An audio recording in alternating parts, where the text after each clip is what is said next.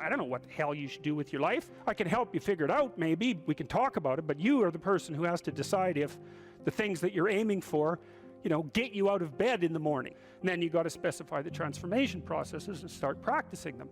And you have to understand that you're going to be bad at it, but it doesn't matter, because bad's fine. Persistent is what you need to be. If you persist, with tiny improvements, if you persist, you win. It's direction that produces primary positive emotion. And so if you need positive emotion to move through life, which you do, because you can't even move without positive emotion, and also positive emotion is a good bulwark against terror and pain. If you need those things, then you need direction, you need a goal, you need a value structure. You let all that nonsense burn away. And you might say, well, I don't know what I should leave behind. And the answer to that is, that's a lie.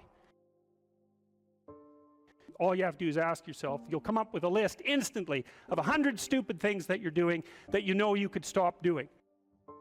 Take on the consequences of error and learn from it, and then you win constantly, because even if something goes sideways, you think there's something to be derived from this. When you're in the world and something objects to you, something that matters objects to you, then in the entire unrealized world is in that thing that objects. It's all tangled up inside it. That's why it's the great dragon of chaos. It's everything that's outside of your conceptual structure. And what is that? It's everything that lurks outside of your walled city. And it's manifested itself like the snake in the garden. And the easiest thing to do is say, I'm not having anything to do with that. But the problem with that is, well, you get your C- and you don't do anything about it. Maybe you're a little bitter and more resentful, and your study habits get a little worse. So the next time you get like a D+. And then you collect a bunch of F's, and then you stop going to school, and then you stop showering, right? Then you end up jumping off the bridge. And so that's how the dragon eats you, when you don't pay attention to it. And so it's no bloody wonder that people avoid, It's really no wonder that they avoid, because error messages contain within them the implicit world. Now, the upside of that is, well, they contain within them the implicit world. And the world isn't all negative. And so maybe you get your C-, and that's actually the best gift you ever got, because somebody finally took you and went, whack, clue in. And so you take that apart and you think, oh, I don't know how to write. I don't know how to think. I've never read anything in my life. My study habits are abysmal, like maybe I'm working at 2% efficiency, which it's like to find that out is so optimistic. I mean, if you're barely hanging in there, but you're only working at 2%, you might imagine what you could have as a life if you're working at like 50%. So the C- can be the best gift you ever had, and that's the gold that the dragon hoards. That's exactly what that means. That doesn't prove that you're stupid. Now, it implies that you might be stupid, but it doesn't, really, it does, and that's why you don't want to look at it. Maybe it implies that you're lazy, or implies that you're ignorant, or it implies all sorts of terrible, but you don't want to leap to that, and that's sort of the proclamation of innocence before guilt. You are the thing that is, and you're the thing that becomes, and you should put the thing that becomes at a higher place than the thing that is. That means you also have to allow yourself to shake off those things about you that you might be pathologically attached to, habits and people, for that matter, ways of thinking, all of those things. You have to allow yourself to shake those off, and that's more like a burning. That's why the phoenix is the symbol that it is, right? It's old and it deteriorates, it bursts into flame, and then it's reborn. It's like, well, do you want to be reborn? It's like, well, that's not the question. The question is, do you want to burst into flame? And the answer to that generally is no, but that's the wrong answer. The right answer is, you let all that nonsense burn away. And so then you look at the micro routines. It's okay, well, I got a C- in this course. Maybe I should study for that course 15 minutes more a day for the next 3 months. And then you ask yourself, do you think you could do that? No, I'm too useless. Okay, how about 15 minutes every second day? You think you could do that? You put it in your schedule, like 15 minutes every second day in the morning. And that's, well, you think, well, what's wrong with me? Well, I'm not very good at managing my study schedule. That's not quite down here at the behavioral level, but it's pretty close, because what you can take an action. You can open up your schedule and you can say, well, I'll mark 15 minutes aside. Then you can practice doing that. It's pretty low level in the hierarchy. It means, well, you're still not a horrible person. You just got to polish up your work ethic.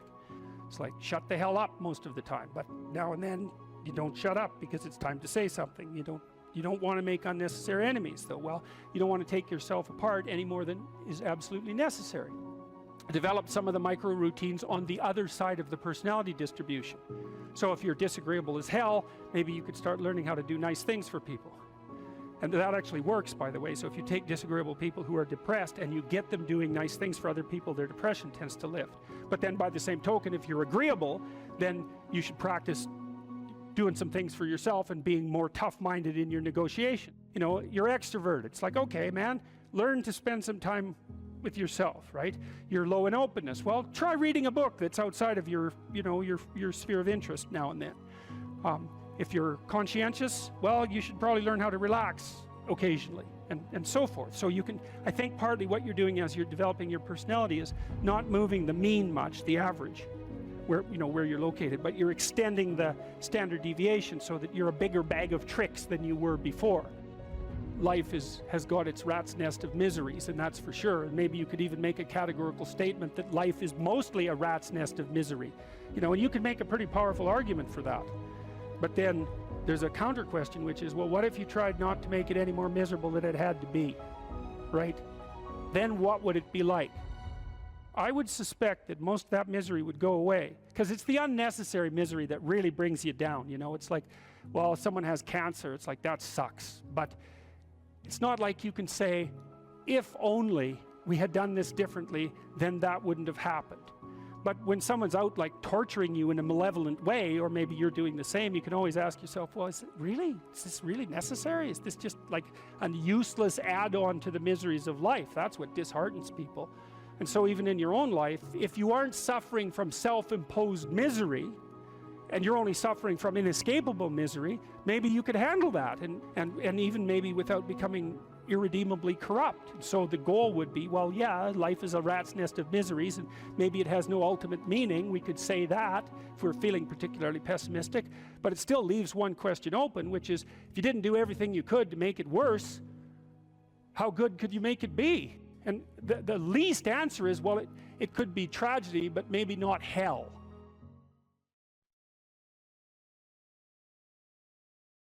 Right? They're all like, why should I stand up, be a martyr, get fired? This guy at Google got fired. Yeah. How do you convince people that there's a point to standing up when it appears to be futile? Well, the first thing I think is you convince them that it's not futile. It might be difficult, but it's not futile. If you get your words right, you have something to say, there'll be an impact of those words. It might not be the impact that you would choose. But the other thing you got to tell people is, pick your poison. You may be in a situation where you don't have a cakewalk to the Garden of Paradise. You got tyranny or famine. Those are your choices. But you get to pick which one you have. And I would say if you're being oppressed, and I mean in your soul, by what you're required to swallow at work, well, you think you're not paying a price for that? You got no self-respect, and rightly so. But worse than that, you're an agent of your own destruction. You're destroying your own ideal, and you're letting people who are weak and corrupt win. And if you stood up and stood up properly, but you have to put yourself in order to do this, at least to some degree, right? You can't do it casually. You have to do it from some position of preparedness and strength. Then what makes you think you couldn't scare them back into the corners? And that would be a good thing. And, you know, the alternative, personally, is bad because there's a psychological degeneration that goes along with it. I've seen this with many, many of the people that I've worked with who have been tyrannized in the workplace to the absolute detriment of their psychological and physical health, right? To the point of collapse, confronting these crazy, crazy things when they were sensible people. That's a terrible price to pay, man. Like, it's a bad price. And then if the foolishness isn't dealt with at the local level, when it's still relatively trivial, then it will multiply until it's dealt with at the social level. And we're seeing signs of that already. Antifa is a good sign of that. You know, and problems that aren't solved multiply, and soon people fight. And you know, better to argue than to fight. unless you want to fight. And some people want to fight, and I can understand why, but I wouldn't recommend it, because that doesn't lead good places. It really doesn't lead good places. So I'd say you have a duty. Maybe that's why you stand up. It's because you have a goddamn duty to stand up and just say what you have to say. You don't even have to be trying to make a point exactly or trying to get something done. It's like, this is how it looks to me. That's what that guy at Google did. He wrote this memo and he said, I talked to him today. He said, well, he went to a diversity training seminar and he thought, no, I don't agree with that. And so then they asked for feedback. So we wrote this document a month ago. This was written a month ago.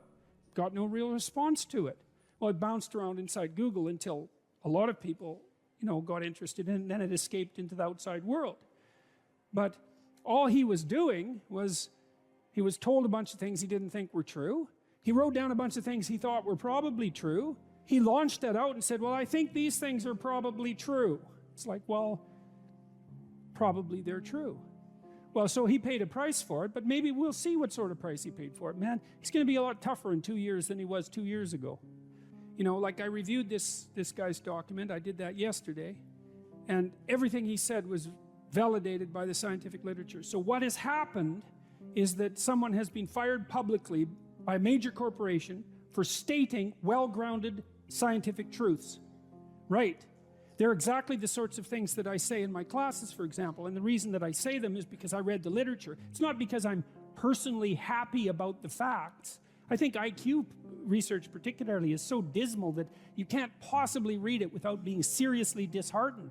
If I could reconstruct the world so that the IQ research wasn't true, well, it'd sure be tempting, But that's not how science works.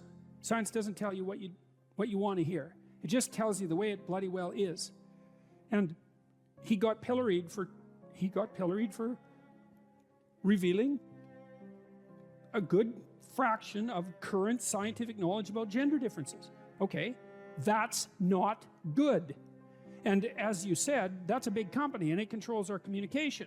So how about we do what we can to ensure that these large communication companies don't get to impose a factually false ideological structure on the rest of the planet. Well, you can think about supporting this guy who blew the whistle. There's a fundraiser for him online. He could use some money. He wants to sue Google.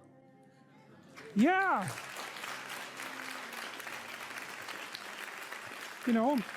Maybe we could let them know that hiring a human resources director who's also concerned with equity is probably not a good idea for a capitalist company. Why in the world would you hire your own enemies? I don't understand that. So, well, we'll see how the dialogue continues. But back to the personal. You need to say what you think because that's where you come from. Right? And if you don't say what you think, then you kill your unborn self. That's what you do. That's what Cain did when he killed Abel. And that's why his punishment was unbearable. You have things in you that are struggling to come to the light. That's the truth you need to utter. And you need to utter that truth because without that truth, you cannot live in the world. Because the world's real and you need truth to live in the world. And if you stifle your truth, well, how can that be anything but something that brings about hell? How could it be any other way? So you think, well, why should you speak up? That's easy, because the consequences of not speaking up, although delayed, are far worse. That's the reason. That's the reason. If it can't be courage, it could at least be prudence.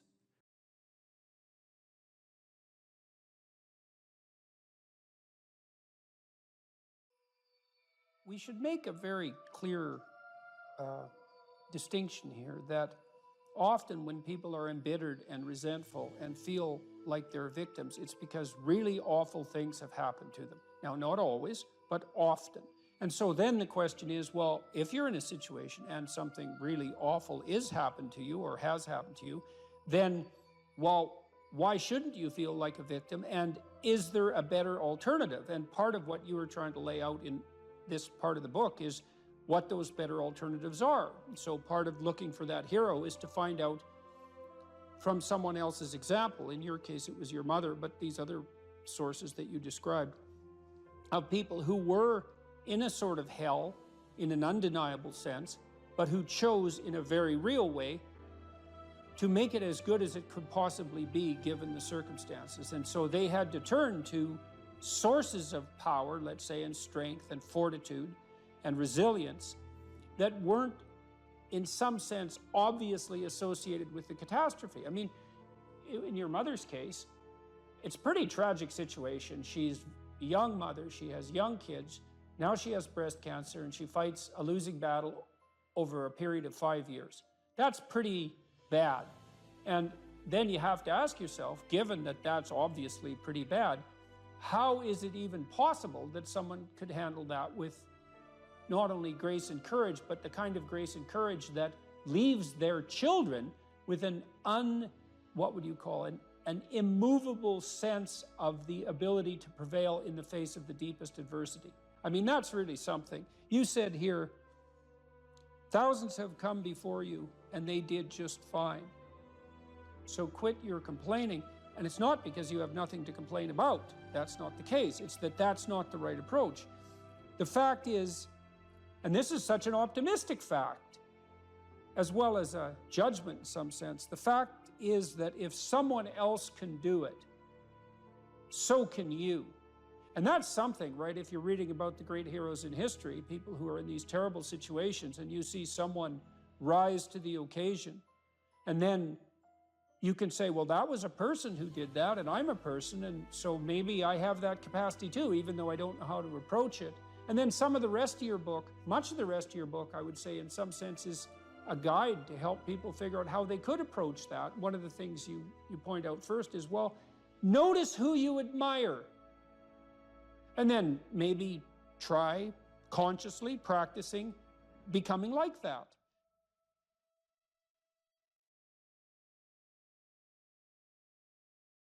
It's funny that philosopher Kierkegaard, you don't usually hear a joke that starts like that, by the way.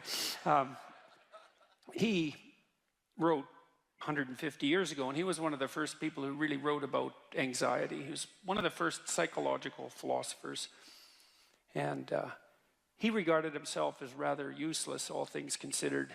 And he wrote a section in one of his books about all the industrialists that were operating in Europe at that time, trying in every possible way to make life easier and more efficient and productive for everyone, which was definitely happening during the Victorian period, and Europe was rapidly transforming into an industrial powerhouse. And he said, someone as useless as him, with an orientation towards being a student who liked to sit and contemplate ideas and talk in cafes and smoke cigars and drink, could never do anything to make anything easier for anyone than everyone was already trying to make it. And so he thought that his task would be to make things more difficult for people, because there would come a time when what people wanted wasn't more ease, but more challenge and more difficulty. And that's really smart, you know, and it's witty and it's true. And one of the things that I've come to understand, I believe, is that, and Dostoevsky knew this too. He wrote about this in Notes from Underground. It's a great book, very short book, brilliant, absolutely brilliant, compelling, dark read. It's the confession of a miserable, resentful, like murderously genocidal bureaucrat who evaluates his own soul, I suppose, and confesses his sins. And it's also a critique of the idea of utopia oriented towards security. And Dostoevsky, who was dealing with the set of ideas that are really tearing us apart culturally right now, this idea of a eventual utopia based on something like security and safety. Dostoevsky really objected to that back in, this is like 1860, a long time ago. He said, you know, the thing about people that you don't really understand is that, he said, fundamentally we're ungrateful and we can curse. That's what distinguished us from the animals, which I thought is pretty damn comical. But he said something very interesting, you know. He said, if you set up a utopia so that all people had to do was eat cakes and busy themselves with the continuation of the species, that, yeah, right, Russian humor, you know, that after a surfeit of that, after enough of that, which would happen quite quickly, people would just go mad just to break things, just so something unexpected and remarkable could happen, and that we're not built for security and safety, but for something, well, let's call it adventure, something like adventure. That's a good thing to know, you know, because you don't want to suffer unduly. That seems reasonable. And you might think, because of that, that really what you want is happiness. But then Solzhenitsyn, for example, he wrote about what happened in the Gulag Archipelago under Stalin and said, you know, if your goal is happiness, what are you going to do when the jackboots hammer down your door at 2 in the morning and haul you off to the prison camp, because you're not going to be happy there. And so, you know, happiness is a boat that's easily capsized, and the waves are always there. And so if your philosophy is one of, say, impulsive happiness, same sort of thing Dostoevsky was pointing at, and Kierkegaard, then you're not prepared when all hell breaks loose. And all hell, it will absolutely 100% break through at some point in your life. And you're lucky if it won't be decades, you know, it'll certainly be some of it, and it might be a lot of it. And for some of you, it's going to be damn near the whole thing. And so if what floats your boat is happiness, you're going to be capsized by the first decent wave. And so then you might ask yourself, you know, what do you have instead of happiness that might be even more reliable? And I do think that adventure is more reliable than happiness. And in the Old Testament story of Abraham, founder of the Abrahamic faiths, and obviously what would you call it, a crucial figure in the development of world culture, Abraham is presented as a late bloomer, to say the least. He's like 83. People lived longer back then, at least so the story goes. And he had a very rich father by nomadic standards, and he could just sit around in the tent all day, and, you know, a doting mother and a rich father, he could just sit around in the tent all day and eat peeled grapes and busy himself with the continuation of the species. And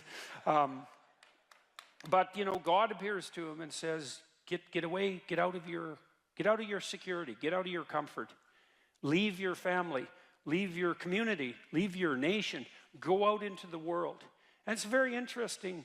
It's a very interesting story. It's very interesting to contemplate it from both a psychological and a religious perspective, because what God is presented as in that book, which is a crucial book for as I said, for world culture, is God is presented as the manifestation of the Spirit that calls even the too secure and pampered to adventure. And then Abraham has a pretty rough time when he goes out and has his adventure. It's not all, you know, Skittles and roses from then on in. Quite the contrary. And he runs right away into like a conspiracy of elites to steal his wife. He runs into tyranny, runs into starvation. He encounters war. It's like he goes out in the world and he has the whole tragedy of his life, both on the social and political front and individually, you know. But the promise is the promise of adventure, and the implication is that if you have a sufficient adventure, then that cannot so much protect you from suffering, because perhaps that is impossible, but to justify it. And because you kind of know this in your own life. When you look at your life, you might look back on travails that you've undertaken, you know, and they've done end-of-life surveys with people and asked them what they regret. And, you know, people don't regret what they did that didn't work. They regret what they didn't do that could have worked. You know, they regret the chances they didn't take. And, you know, even if you do an evaluation of your biography, one of the things that you want to be able to say to yourself is something like, maybe there's nothing better you can say to yourself than this. You can think about this for yourself and see if it's true. That was extraordinarily difficult, but it was worth it. And, you know, it's not like you can have one of those without the other, because you can't imagine that you could have some confidence in what you've managed to accomplish, right? The kind of confidence that would instill you with a genuine a certain genuine sense of self-regard despite your fundamental inadequacy, to have that fundamental sense of self-regard that's grounded in something real, it has to be based in a narrative that approximates that was extremely difficult, but it was worth it. You have to have both of those. And so that's interesting, because one of the questions we always ask ourselves, this is the theodicy question, technically, you see the suffering in the world, you see the suffering of children, you see maybe your own children or your suffering, and you wonder, well, how can reality be constituted so that I can have faith in its essence when there is so much suffering? And one answer to that is something like, well, how much suffering do you want? And you might think none. It's like, yeah, I don't think so. I don't think that's right. You want, at least you want something approximating optimized challenge. So you could say, at least you want to be pushed to your limit. And maybe you find the most exciting times in your life. In fact, you'll pay for this. You'll pay to have this experience, to be pushed to your limit. Not beyond it, or maybe even a bit beyond it, you know. And maybe not so far beyond it that you crumble and break and things fall apart. But, you know, could you be pushed to your limit optimally if there wasn't the possibility of falling apart and breaking? Like, that's an open question. How are you ever going to take something seriously if the consequences aren't actually serious? You know, and there's something delightful about dancing on the edge. That's why Hawaiians believed that surfing was sacred, you know, and it's because to surf you have to be on the edge, right? And the waves can come and take you out at any moment, but without the possibility of the waves rising to take you out, then you can't dance on the edge, and maybe that's exactly what you want to do, you know. And there's good evidence from the neuroscience literature that consciousness itself is something akin to dancing on the edge. So technically, when you're conscious, when you're awake, your brain is occupying a position between something. It's a position that's something like between chaos and order. And if your brain's maximally ordered, well, you're just bored, nothing is changing. And if you're chaotic, then it's anxiety and catastrophe. But you want to be positioned right between those two, and that's when your consciousness is optimized, you know. And when your consciousness is optimized, then you're deeply engaged in life, and everything seems alive and meaningful. And maybe that's the solution in some profound sense to the problem of suffering. It's that you optimize your interaction with chaos rather than being protected all the time from everything that could hurt you. And you kind of know this too if you have kids, because you don't want to keep your kids in an infantile state, and because when they're infants, pretty much what you do with them, say they're 6 months and younger, is you just keep them secure and safe, right? You just provide everything that you can for them. You have to do that because, well, what are they going to do? They just lay there fundamentally and squawk now and then. I mean, it's not like they're ambulatory. They can't go out and do things for themselves, and so it's up to you, and your goal is to keep them secure and safe. But once they start being able to move around, then increasingly it's sort of up to them. And if you have any sense as a parent, the psychoanalysts used to say, the good mother necessarily fails. And what did they mean by that? They meant, well, you know, if you're committed to your infant when you're a mother for the first 6 months, it's like it's all the kid, 100%, full self-sacrifice devoted towards the infant. That's the right attitude. But even by 9 months, child can crawl around quite a lot. They're developing something of an independent will. You start handing them challenges. You start handing them responsibility, and you keep them on the edge. And some of your kids are going to be able to be pushed harder than others, and part of the reason you have to develop a relationship with your kids, and your husband for that matter, is so that, you know, you can keep them dancing on the edge, on the proper edge. And that's even better than the mere provision of security. You know, what should happen when you go to university is you should learn how to think and formulate arguments. You should learn to think, speak, and write. That's what the humanities are for. They're to make you dangerous, right? Because if you can think and speak and write, you're deadly. In a complex job, you're exactly what's necessary. There's nothing you can possibly do to become more deadly than to improve your facility with language. And the way you do that is by reading, especially great things, and by writing, and by thinking, and by speaking, for that matter. But how could that not be viewed as absolutely central to what education is about? You want to be inarticulate and stumble over everything that you try to think and communicate? Yeah. How are you going to get anywhere? You don't even know who you are under those circumstances. You're this massive feeling that's expressing itself, you know, maybe in violence because you can't find the words. And you stumble around and bump into things, and you're clunky and dull, and you're not witty. You don't sparkle. Learn to write. I'm dead serious. Like, I'm dead serious about that. Because writing is formalized thinking. And so the way you write is, first of all, you need a problem.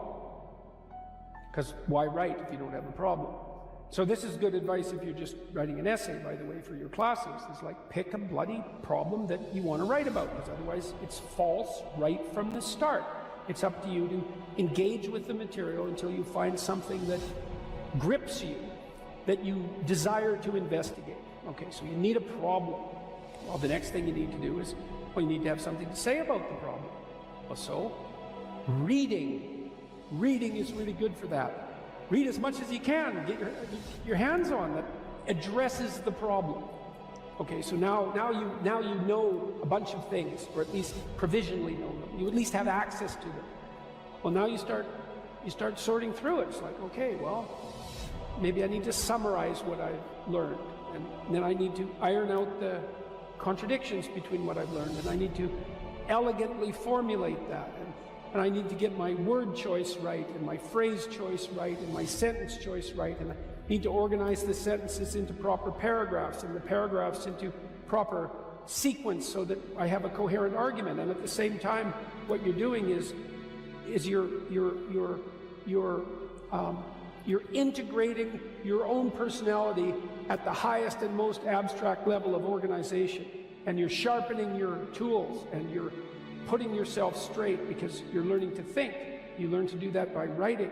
Many, many years, you hone your words. They're the most powerful thing about you, bar none. If you are an effective writer and speaker and communicator, you have all the authority and competence that there is. And so you're at university. Maybe you're taking a humanities degree. Well, what's the humanities degree for? It's to teach you how to think. You learn to think by writing.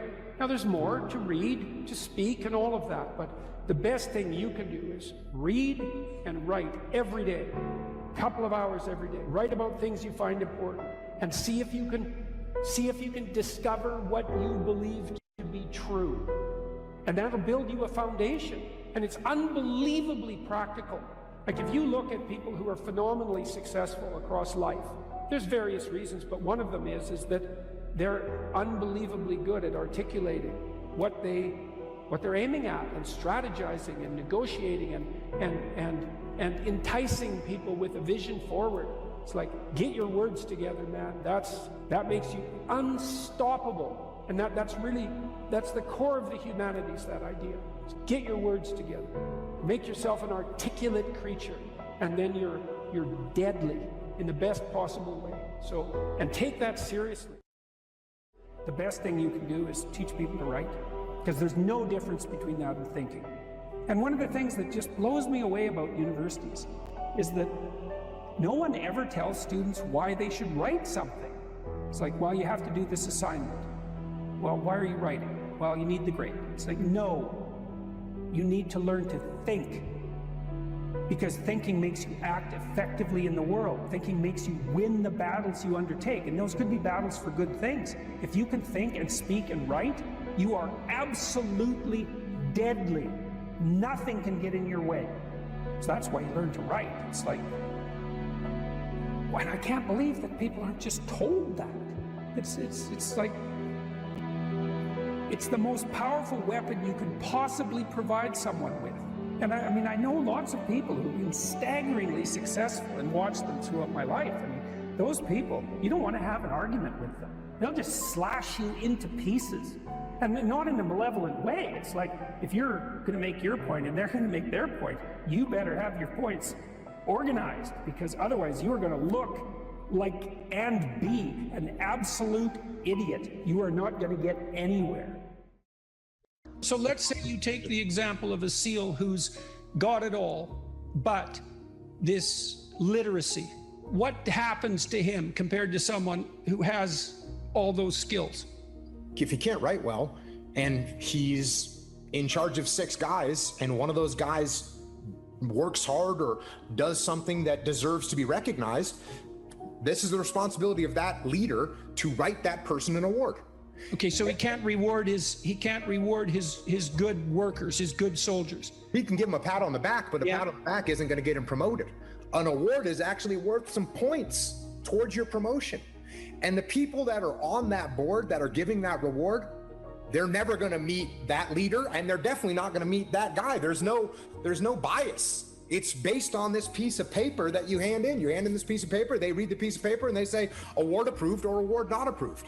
Mm-hmm. Or you want to do a mission, and you send that up the chain of command, and it's the same thing. It gets to a certain point where they're just looking at it and reading and trying to decipher this pile of junk that you put together. And by the way, if I'm in charge and Jordan sends me a concept of operations that doesn't make any sense, why would I possibly let you go out and execute an operation that I can't even understand what it is you're trying to do? Because what I observed in my own career, and it's so interesting, the parallelism is so interesting but not surprising, is that nothing can stop you if you can write. And it's for the reasons you just laid out. It's like, when you write, you make a case for something, whatever it happens to be. And if you make the best case, well, then you win. And you get whatever it is that you're aiming at. And so you're adventurous, you want to make a mark, is you bloody well better learn how to write. Because if you learn how to write, well, then you can think and you can communicate your thoughts. So not only are you deadly strategically, you become extremely convincing. And then you can go and do anything you want and no one will stop you. And that's never told to people. And I don't really understand why. You know, you hear the pen is mightier than the sword, which is just a cliche unless it's fleshed out.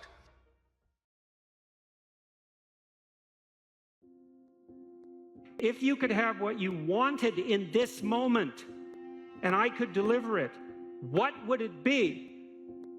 How much of the mess that you see around you would vanish if the mess that you could put straight was put straight? You know perfectly well that if you put your mind to it and you make the proper sacrifices, there are things you can set straight. What advice do you have for a young man in his 20s? Make a plan. Look at what you're interested in. Get disciplined about something. Allow for the possibility that you have something important to contribute to the world, and that the world would be a lesser place without that contribution. Don't be afraid of taking on responsibility. It's where you find what sustains you in your life. You can take on too much responsibility. You have to be cautious in that regard, but that's a less common problem than not taking on enough. A lot of the things that people regard as traps are actually the means to their life. You have to understand that you're not your own servant, so to speak. You're someone that you have to negotiate with, and you're someone that you want to present the opportunity of having a good life to. And that's hard for people because they don't like themselves very much.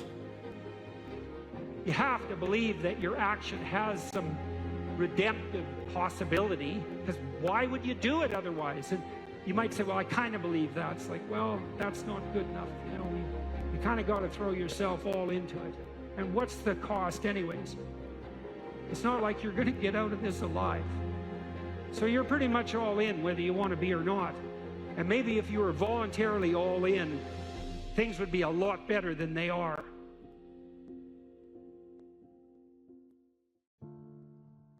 If the world isn't everything that you want it to be, maybe you're not acting the way you should. One of the things people do to buttress themselves against failure is to never let themselves really gain clarity about what they need and want. Let's say you try something, but you only do it half-heartedly. And then you fail, and you think, well, I didn't really fail because, you know, I held a bunch back in reserve, and so I didn't get what I wanted, but maybe had I been all in, I would have. And so you don't have to upbraid yourself too much for the failure. Now, it's a catastrophic way to live, to sit on the fence and to not commit, because instead of risking the possibility of failure, you engage in what's essentially the absolute certainty of failure. Because if you want something worthwhile and difficult, which you probably do if you want to have an adventure and go somewhere, then what's the chance you're going to get it if you're halfway in? You can't be halfway in, but that sort of protects you against failure, because you can tell yourself, well, if I tried, I could have done it. It's like, you know, you tell yourself that 200 times and your life's over. Better have a valued goal, because otherwise you can't get any positive motivation working out. And so the more valuable the goal, in principle, the more the micro processes associated with that goal start to take on a positive charge. And so what that means is, well, you get up in the morning and you're excited about the day, you're ready to go. And so as far as I can tell, what you do is you specify your long-term ideal, you specify your goal. You do that in some sense as a unique individual. You want to specify goals that make you say, oh, if that could happen as a consequence of my efforts, it would clearly be worthwhile. Would it really be so terrible if my life wasn't miserable? Would it be so terrible if I got what I wanted and needed, especially if I was doing that in the best possible way? Well, there isn't anything better to have than a problem that's worth solving. Like, that's really worth solving, right? And so the more of that you take on, the more you have a reason to get out of bed in the morning, no matter what. Like, I'm getting up, I'm trudging forward. Doesn't matter what I'm suffering from.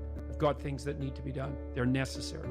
And that gives you that sense of purpose that is the antidote to bitterness. So, yeah, there's lots of reasons to, you know, because I've thought for a long time, imagine you have a choice in front of you, because you do. So here's the choice. Your life is either meaningful or meaningless. Okay, so let's go through the meaningless part first. Because you think, well, of course I don't want it to be meaningless. It's like, yeah, just hold on a second. Nothing you do matters. And so impulsive pleasure is the order of the day. No responsibility. You can do whatever you want. It's like Pleasure Island in Pinocchio, right? Or it's like Neverland in Peter Pan.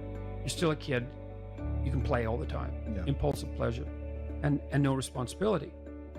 That's the reward for meaninglessness. Well, but then the other side is, okay, well, let's say you want your life to be meaningful. It's like, okay, then what you do matters. It actually matters, right? Make a mistake, hurts you, hurts your family, hurts the world in a deeper way than you think. And you have to be awake to that. And then you have to take it on yourself.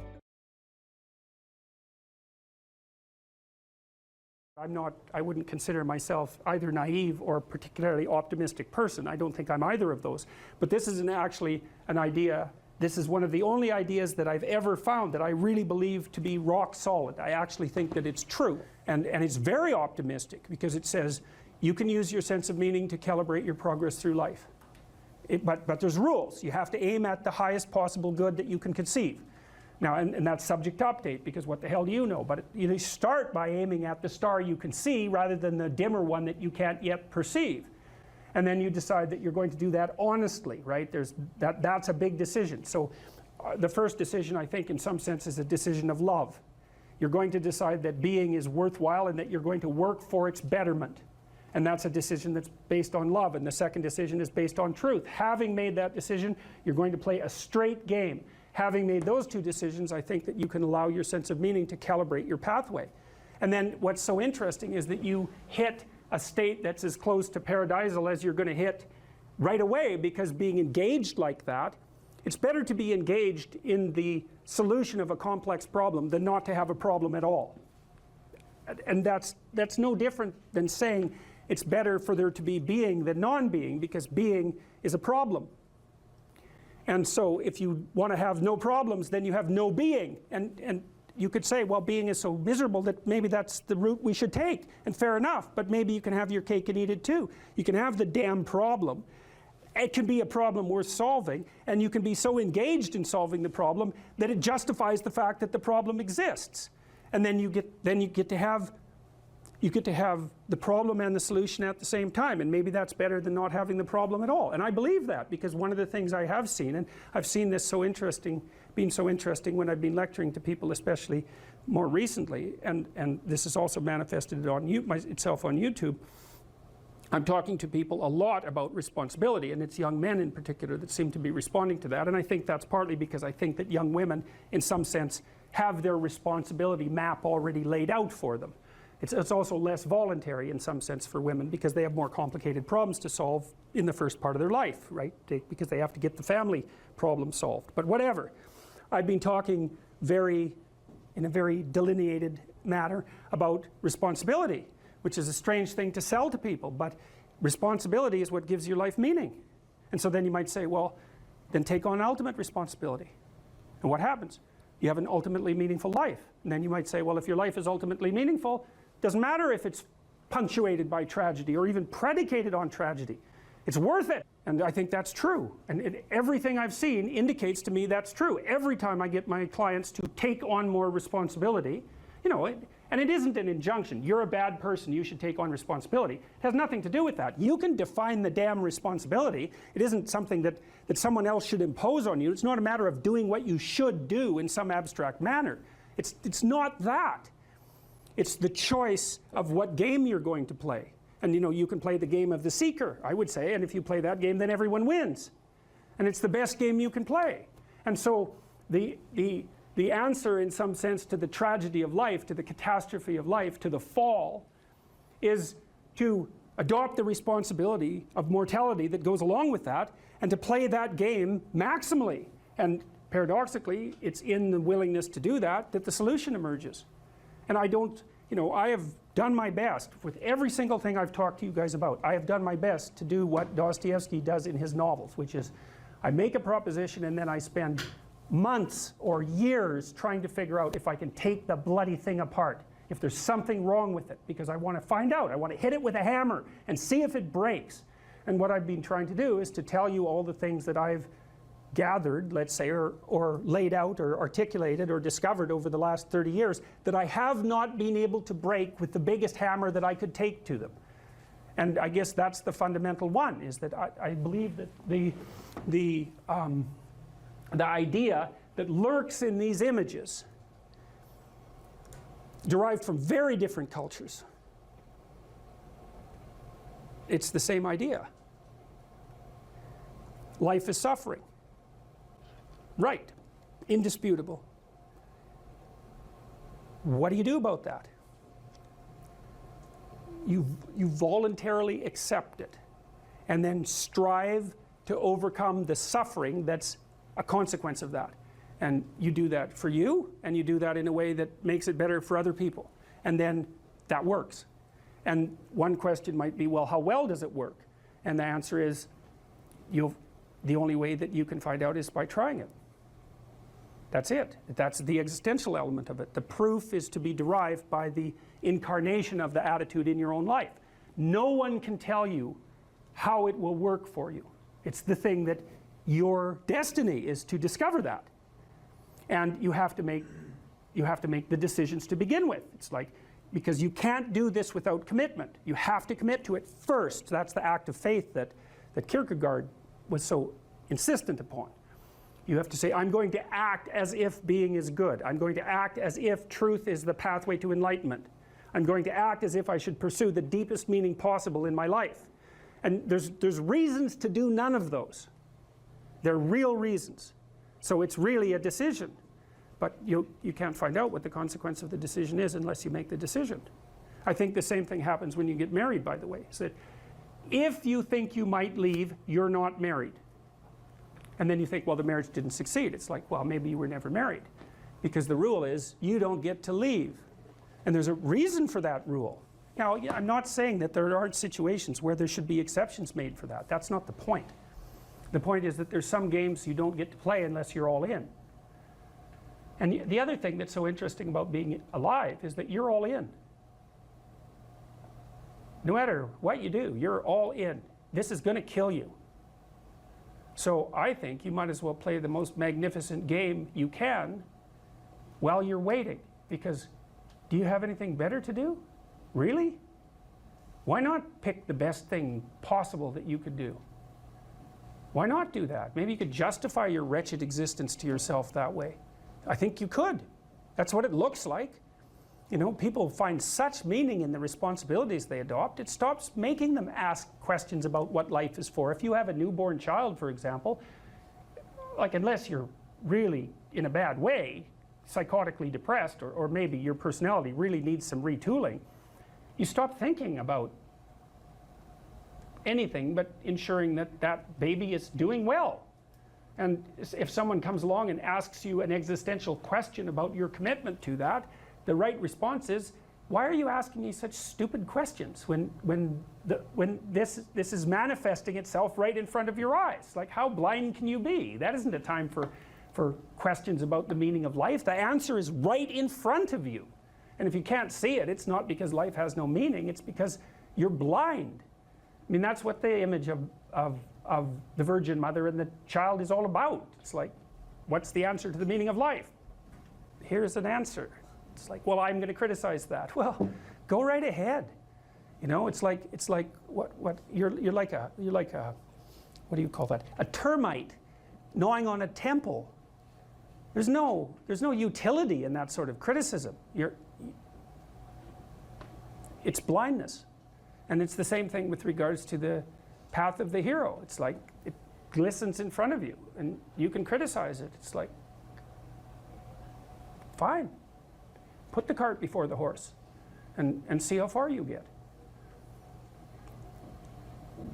So I thought, to bring full closure to the class, I was trying to solve this terrible puzzle that confronted me and many other people about how it was that human beings got themselves in such a tangle about what they believed.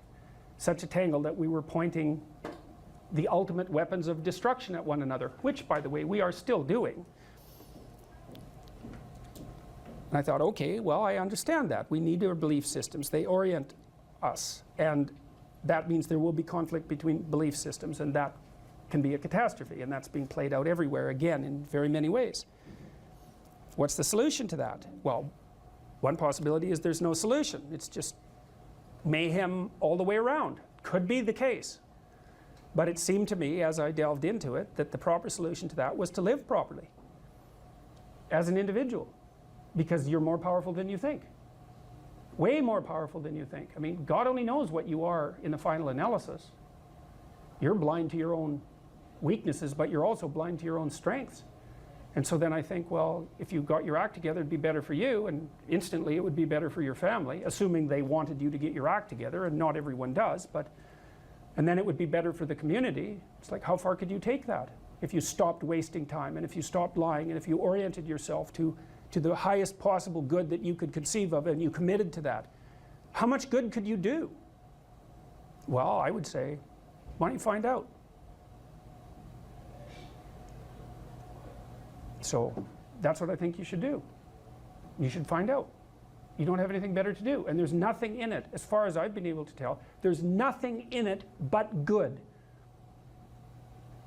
So maybe you could sort yourself out so that you wanted nothing but the good. And then maybe you could help make that manifest in the world. And maybe we wouldn't have all these terrible problems then. At least we'd have fewer of them, and that would be a start. So it's the answer to the problem of humanity is the integrity of the individual.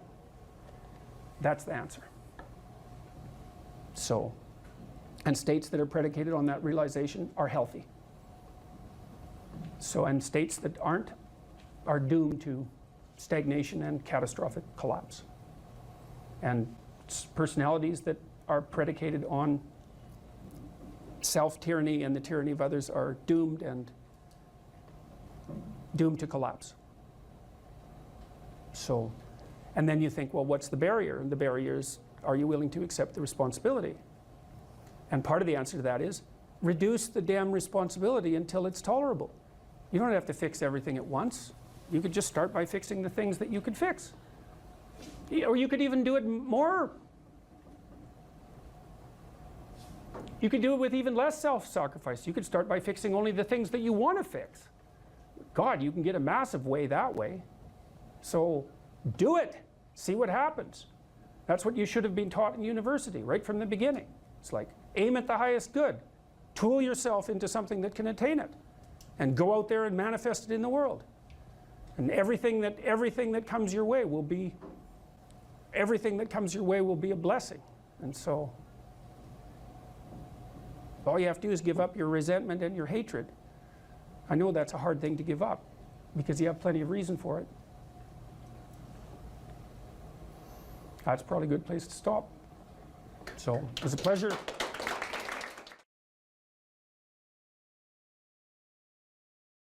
You write in the book, there is no faith and no courage and no sacrifice in doing what is expedient.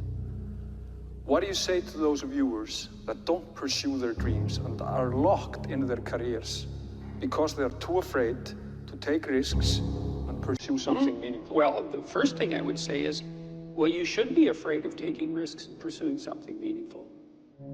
But you should be more afraid of staying where you are if it's making you miserable. You're paying a price by sitting there being miserable. You might say, well, the devil I know is better than the one I don't. It's like, don't be so sure of that. The clock is ticking. Yeah, and if you're miserable in your job now and you change nothing, in 5 years, you'll be much more miserable and you'll be a lot older. But isn't it a luxury to pursue what is meaningful? Our viewers have mortgages, they have children, Yeah. they have payments and loans. It's a luxury to pursue because we lack the resources. Well, I don't remember now, I'm not talking about what makes you happy. It's a luxury to pursue what makes you happy. It's a moral obligation to pursue what you find meaningful. And that doesn't mean it's easy. It might require sacrifice. If you need to change your job too, let's say you have a family and children and a mortgage, you have responsibilities. You've already picked up those responsibilities. You don't just get to walk away scot-free and say, well, I don't like my job, I quit. That's no strategy. But what you might have to do is you think, well, this job is killing my soul. All right, so what do I have to do about that? Well, I have to look for another job. Well, no one wants to hire me. It's like, okay, maybe you need to educate yourself more. Maybe you need to update your curriculum vitae, your resume. Maybe you need to overcome your fear of being interviewed.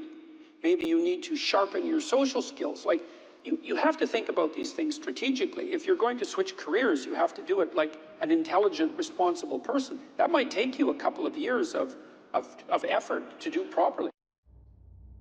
We're built for struggle, us human beings. We're built to contend with the world. We're built to contend with reality. You want a challenge, and the best way that you can take on a challenge, because a challenge fortifies you. So you don't want to be secure, you want to be strong. And you get strong by taking on optimal challenges. And so you lay out your destiny in the world, and you take the slings and arrows of fate, and you make yourself stronger while you're doing so. And you might fail, and fortune might do you in, but it's your best bet. And, you know, people have extracted unbelievable successes out of catastrophic failures. And I'm not saying that in a naive way. I know perfectly well what happens to people. You know, you're doing fine in life and then you get cancer. And then 6 months later, you're dead. And all the heroism in the world isn't going to save you at that point. But that's not the point. That's not the point. Life is bounded by mortality. But that doesn't mean that you don't get out there and contend. And you develop by contending, and you minimize the net amount of suffering in the world. And that's something, man. That's something to do.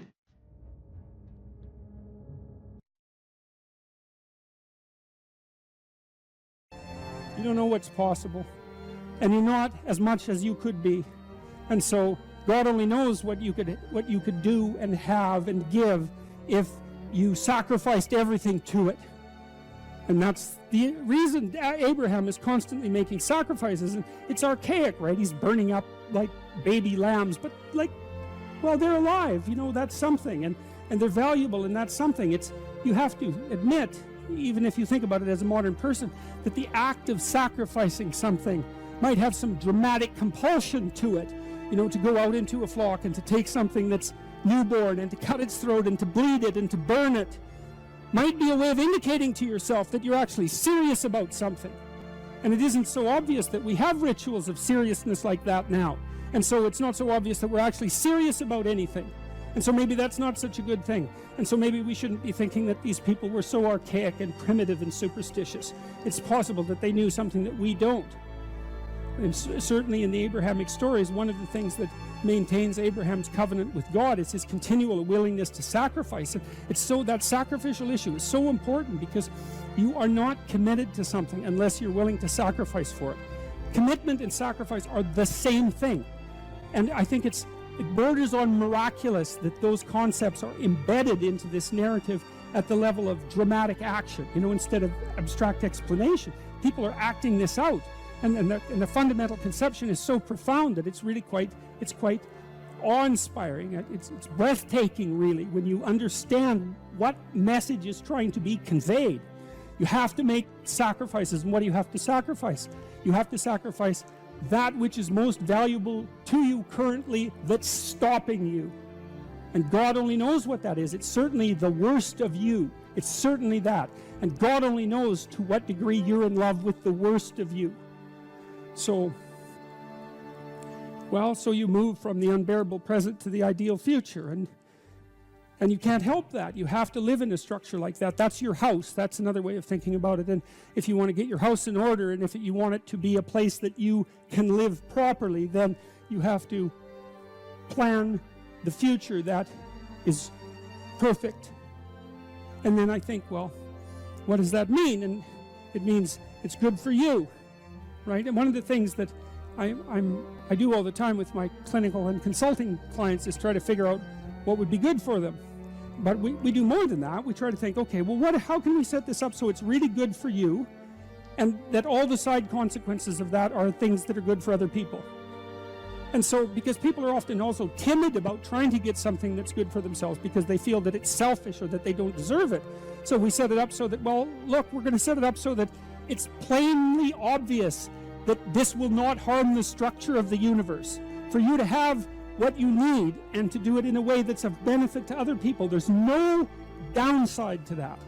And so it's okay. It's okay if you reach out and take that. And one of the things that's interesting about the biblical stories, the Abrahamic stories as well, is that God doesn't really seem to be opposed to the success of the people that he's chosen. You know, what happens to them is as they progress through their journey is they get larger flocks, and they get more authority, and they get life more abundant. That's what happens. God doesn't seem to be a miser in the Old Testament. It's like if you put in the effort and you accept the covenant and you make the sacrifices, then you get to be successful, and maybe successful beyond your wildest dreams. And that's actually seems to be okay with God, and that's pretty cool, given that, you know, that general notion of. But again, it seems to me that that's very good news, and that you also don't have to be perfect in order to have that happen. And then the other thing, this is the issue about going into the unknown. It's like, well, if you leave your country and your kin and your father's house, and you go out into a land that your intuition guides you to, you're going to undergo these radical transformations. This is a sacrificial transformation too, because you're moving forthrightly and voluntarily into chaos. Right? And that's the same as the dragon fight. That's the hero's story. And what will happen there is that you will transform yourself. And so the call to an ideal is also the call to a sequence of deaths and rebirths that move you closer and closer to the ideal. If you write a book, which is virtually impossible, and then get a publisher, which is virtually impossible, you probably have a rejection rate of 99%. So then if you do manage to publish the book with a reasonable publisher, which you won't because it's impossible, then you get 8% royalties. That's it. So 92% of your labor goes to the sales, marketing, and distribution end of things. And so it's very, very difficult to generate capital as an entrepreneur. And there's innumerable impediments. One of the things that people do, and this is something for those of you who might be entrepreneurially minded, here's another thing that you have to understand, is that you can't really create a product and then launch it, because first of all, you don't know how to do that. You might know how to create the product, but you do not know how to market or sell it. You don't know how to advertise it. You don't know how to communicate about it. You don't know how to ship it. Like, there's all sorts of things you just don't know. But worse is you don't know if people will use it. And so what companies do that roll out new products on a relatively continual basis do is they don't develop the product and then go sell it. They continually communicate with their customers about what product the customer is willing to buy next, and then they develop that. And so you have to have your market identified, and then you have to be in continual communication with the market while you develop the product. It's not, I build a better mousetrap and the world comes, you know, marching to my door. That isn't how it works. Is that you got to find out if someone wants to buy your stupid thing. And then the next thing is that even if you have a great thing, you're going to go talk to people and they have 50 great things that they might buy. And they're all great, but they're not going to buy all 50. They might buy one, maybe, and maybe they'll buy it this week, but probably they'll buy it in 6 months. And they're not going to buy any of them, no matter how great, unless they're on fire and you're selling water. Because they're so busy already, right? They're so overwhelmed and preoccupied by their jobs that if you come in and you say, well, here, this is going to increase your efficiency by 20%, and here's the 3 weeks you'd have to spend doing that, and then the payoff would come in the next years, they'll say, yeah, well, I'll do that as soon as I have time. And as soon as I have time is never. So if they're on fire and you have water, you can sell it to them. But that's all, because otherwise it's a no-go. So those are all things that are worthwhile knowing, because they're very hard to learn.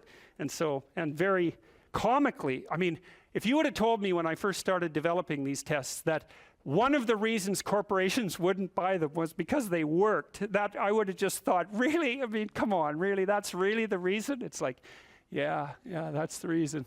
God. So very, very, very problematic.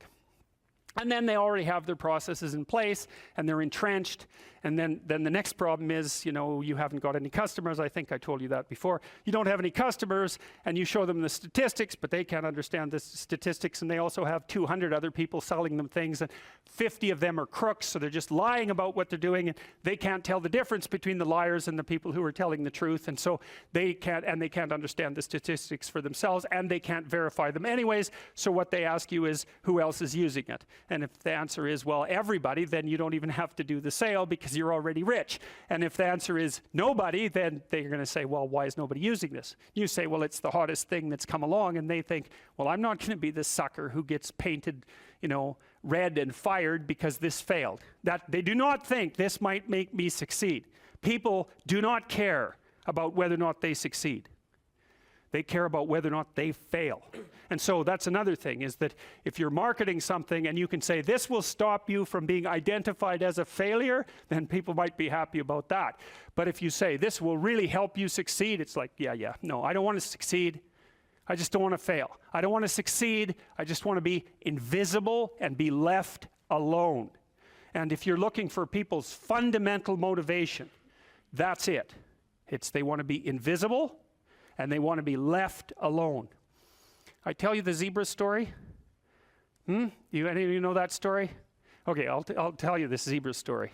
Stop me if I've told it to you before. This tells you everything you need to know about human beings. So it's worth knowing. Okay, so zebras have stripes, and people say, well, that's for camouflage. And then you think about that for 2 seconds, and you think, that's a really stupid theory, because lions are camouflaged, and they're like golden like the grass. And zebras are black and white, so you can see a zebra 5 miles away. It's like, there's a zebra, it's black and white. So the whole camouflage thing, that's just not working out so well as a hypothesis. Okay, so biologists go and they decide to take a look at some zebras. And so they're looking at a zebra on the herd, because there's no zebra, right? Just like there's no fish. There are schools of fish and there are herds of zebras. There isn't a fish. This is why I think the cod aren't coming back. There are no cod. There are massive 100-mile-long schools of cod, 10 stories deep, 20 million years old. You wipe out the school, you don't just get to throw a cod in the water and say, well, you know, off you go. It's like, well, where's my city? It's like launching you in the middle of a field. It's like, well, go out there and reproduce. It's like, no, that's not going to happen, you know? So without the school, there's no cod, and you can't just introduce a whole school of cod because you don't have a whole school of cod. So, you know, maybe the cod are never coming back. And zebras are the same thing. There's not a zebra. There's zebras. And so you're looking at the zebras, trying to study a zebra, and you look at the zebra and you make some notes and you look up and you think, oh, Christ, which zebra was I looking at? And the answer to that is you don't know, because the camouflage is against the herd. And the black and white stripes. There's a variety of reasons for the stripes. Flies also seem not to like the stripes, but you know, usually things evolve for multiple reasons. But anyways, it's very difficult to parse out a zebra against the herd. You look down, you look up, it's like, uh-oh, all those damn zebras look the same. Yes, the camouflage is effective, but it's against the herd. All right, so then you think, well, we better identify a zebra so we can see what he's up to. So then you take your Jeep and a can of red paint and a stick with a rag on the end of it, and you drive up to the zebras and you paint their haunch red a little bit, put a nice red dot on their haunch, or maybe clip their ear with a cattle clip. And then you stand back and you think, hey, I'm pretty smart, now I'm going to watch that zebra. So what do you think happens to the zebra? The lions kill it. Right. Because lions, they're smart, right? Hunting animals are smart. But they have to identify a zebra before they can organize their hunt. They can't just hunt the whole herd. They have to pick out a zebra. And so maybe it's like a zebra that's got a sore hip or something. And so you think, well, nature's kind. It just takes the weak. It's no, zebra or lions like really healthy, delicious zebras. But they look like all the other healthy, delicious zebras, so they can't get a bead on them. But if they're small and just born, or if they're limping, or there's something that identifies them, then the lions can pick them out. And then they do pick them out. And so the rule for human beings is keep your damn stripes on so the lions don't get you. And I'm telling you, man, if you want to remember one thing from my class about human motivation, that's a good thing to learn. People camouflage themselves against the herd, and they like to be in the middle of the herd, which is what fish do, by the way. If you have a big school of fish, the smart, healthy, large fish are in the middle of the school. Because you know what you call fish on the outside of the school? Bait. Right. So that's what people are doing. They're trying to move into the middle of the herd all the time. And the herd moves around, or the school moves around, and people are going, well, I'm in the middle. I'm staying in the middle here. So I've got this protective ring of people around me so the predators don't pick me out and do me in. So, okay, so that's part of the reason why I said, well, you can't sell something to someone for success, because you're thinking, well, people are aiming at success. Don't be thinking that. It's not by any means necessarily true. Trait neuroticism is a powerful motivator. And trait neuroticism is, let's not be too threatened or hurt. Right? That's the negative emotion system. And the negative emotion system is a killer source of motivation. You also see that there are scales of well-being that have been designed, mostly by social psychologists, which means they're very bad scales most of the time, because their psychometric capacity is absurdly low, generally speaking.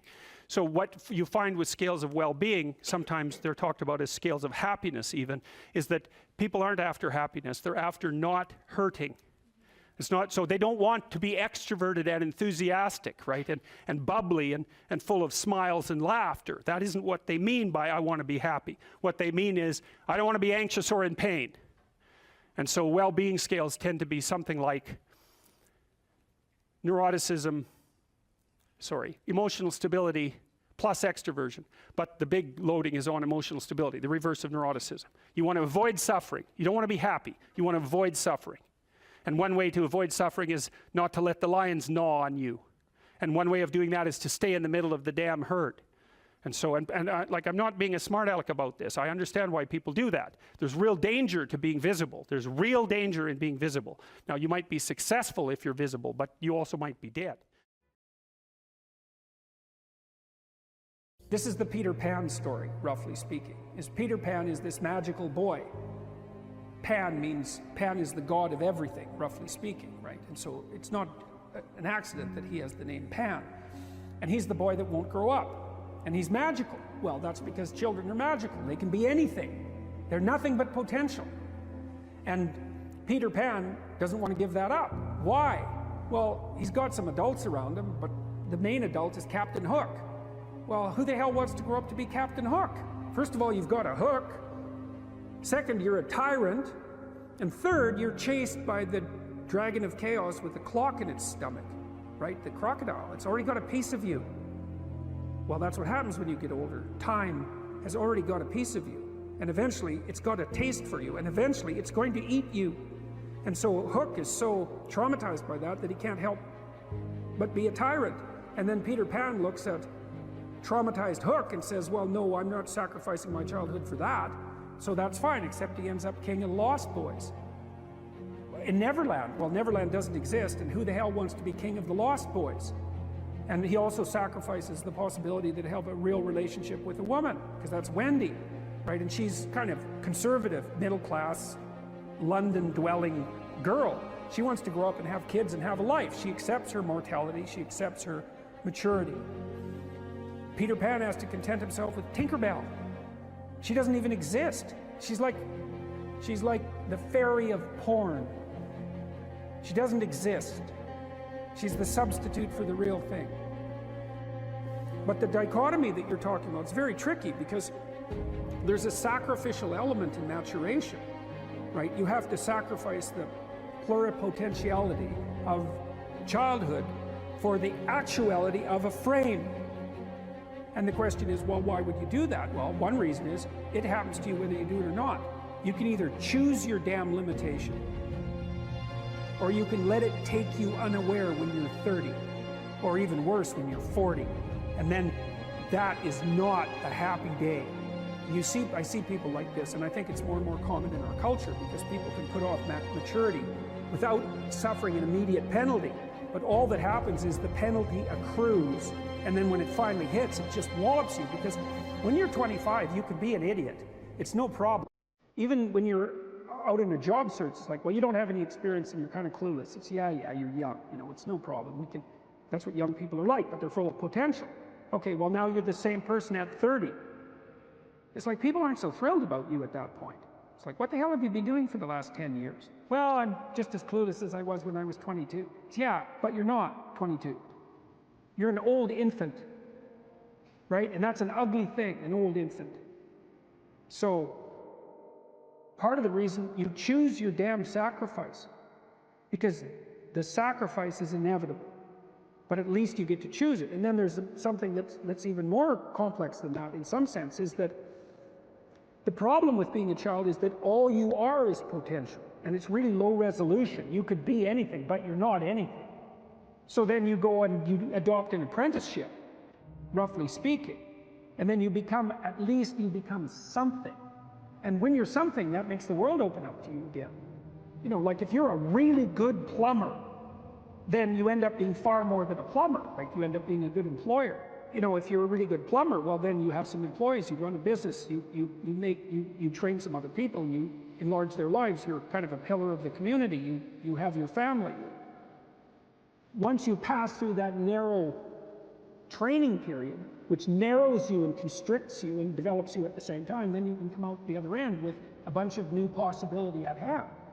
And Jung talked about that. He thought that part of the proper path of development in the last half of life was to rediscover the child that you left behind as you were apprenticing. And so then you get to be something and regain that potential at the same time. Very, very smart. Well, he was very, very smart. So that's very wise thing to know. So, yeah. Sacrifice. You get to pick your damn sacrifice. That's all. You don't get to not make one. You're sacrificial whether you want to be or not. That's a good thing to know as well. But the young men really need to hear this more, I think, is that you should be a monster.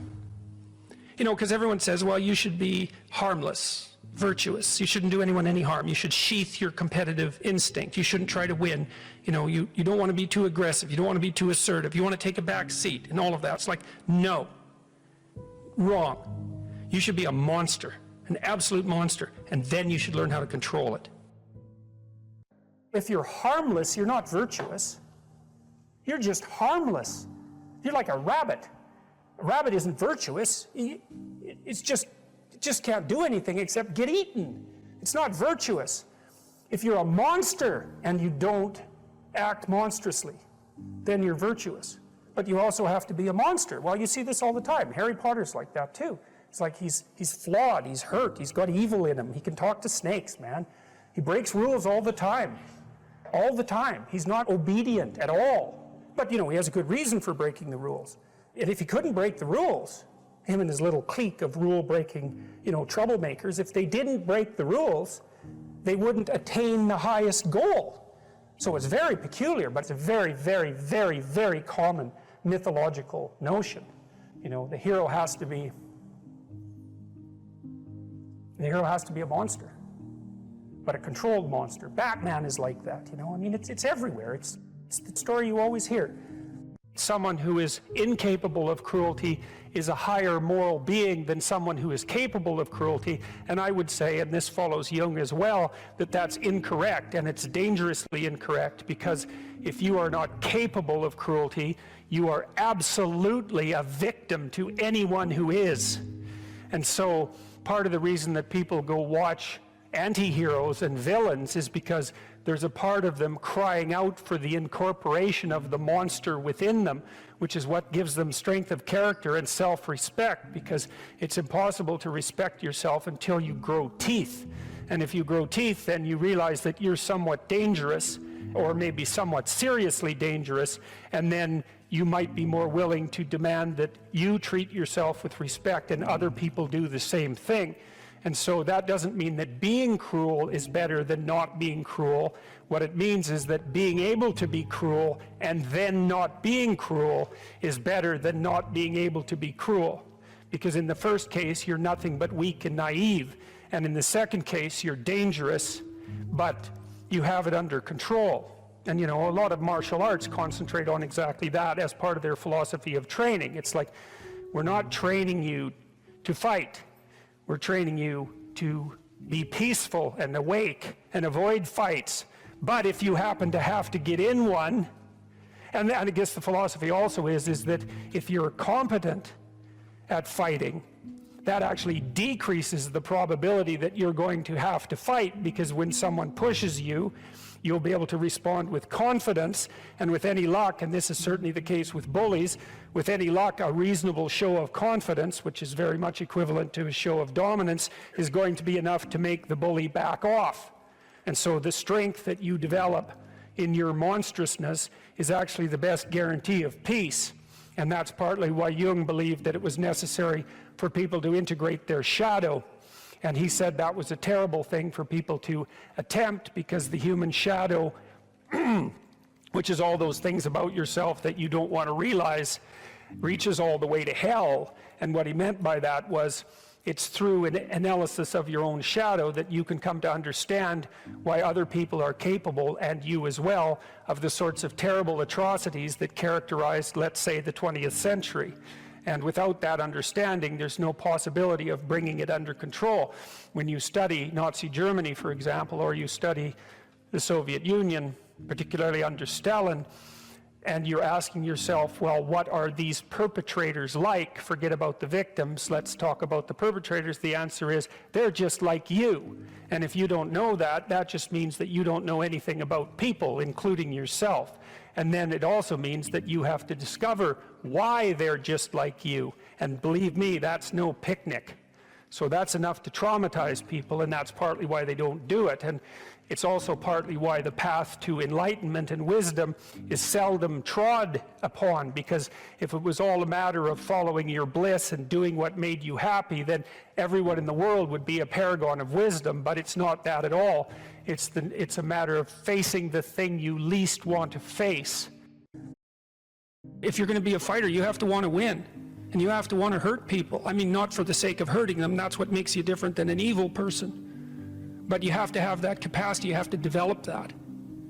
And, you know, that's the step on the way to enlightenment, weirdly enough, because that isn't what people think. People have been fed this diet of pablum, rights and impulsive freedom, for so long. There's just an absolute starvation for the other side of the story. There are no rights, technically speaking, without responsibilities. And all we've had for 60 years is a dialogue about rights. Well, that leaves a hole on the other side of the story. And it's a hole that's in people's hearts, essentially. Because responsibility, well, perhaps that's not more important than rights. Like I said, they're part and parcel of the same formula. But it's in responsibility that most people find the meaning that sustains them through life. It's not in happiness. It's not an impulsive pleasure. Those things blow away at the first ill wind.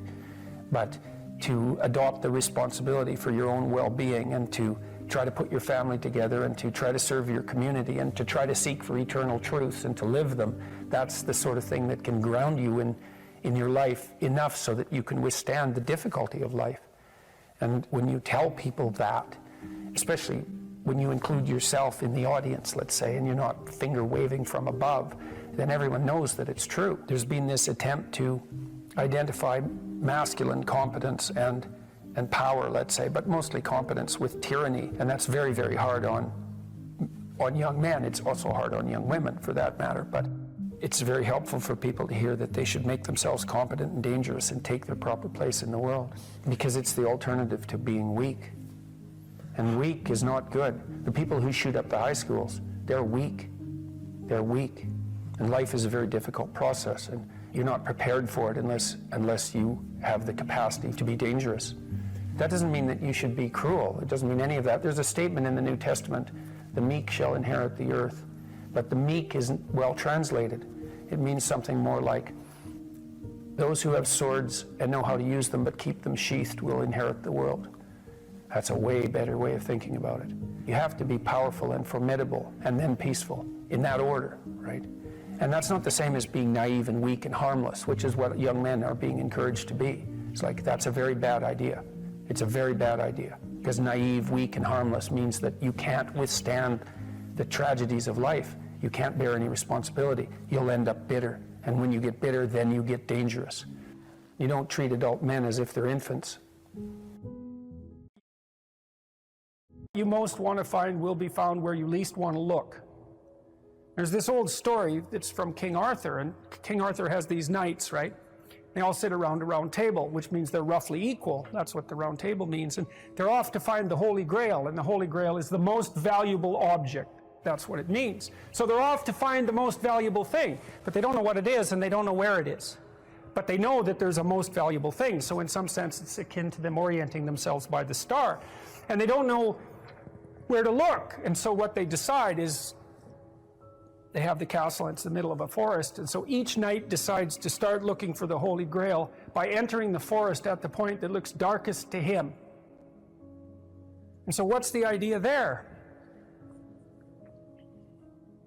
Well, imagine there are things that come easy to you, and that you're fond of pursuing, and that you're happy about pursuing. So you've found those and pursued them, and you've mastered them.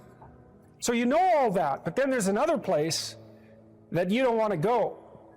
And so you haven't gone there, and you haven't mastered it, and you're very small in comparison to it because you haven't mastered it, and so it has this monstrous aspect. If what you're doing isn't working, it's where you haven't gone that you need to go. And so I can give you another example of this. So let's say you're an agreeable person, and so you don't like conflict, and you won't stand up for yourself, and you regard anger and the proclivity to provoke and to engage in conflict as something that's positively terrible. It's not only that you're not good at it, it's actually that it's wrong. So that's where you have to go if you're going to learn how to stand up for yourself. And imagine that you're afraid. Maybe you have something like agoraphobia. So there's a whole bunch of things that you're afraid of, and you don't want to go there. But if you want to put yourself together, then that's exactly where you have to go. And so it's frequently the case that what you want to find is to be found where you least want to find it. And that idea is echoed in the prominent stories of dragons and gold. It's exactly the same idea. The dragon is this terrible thing. It's this terrible predatory thing that lives forever and is very, very wise. And it lives underground, and it'll kill you. It'll burn you up in a second. But it hoards gold. And so you have to go there into the dragon's lair if you're going to get the gold.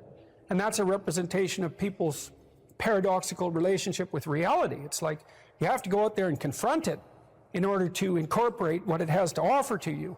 But the probability that that's going to be intensely dangerous and push you right to the limit, first of all, those are actually the same thing. If it didn't push you to the limit, you wouldn't gain anything valuable from it. So you don't get one without the other. You don't get the gold without the dragon. That's a very strange, very, very strange idea. But it seems to be accurate. So all of that's lurking underneath this, in this imagery of the whale. Now, the whale, you can think of the story of Jonah. What happens with Jonah is that, roughly speaking, he's a prophet, and God tells him that he has to go to this city and straighten it out because it's veered off the path and it's heading towards doom. And Jonah thinks, I'm not going to that city to tell those people anything like that because they're not going to be very happy with me just showing up there and telling them, you know, everything they're doing wrong. And so he hops on a boat and tries to get out of there.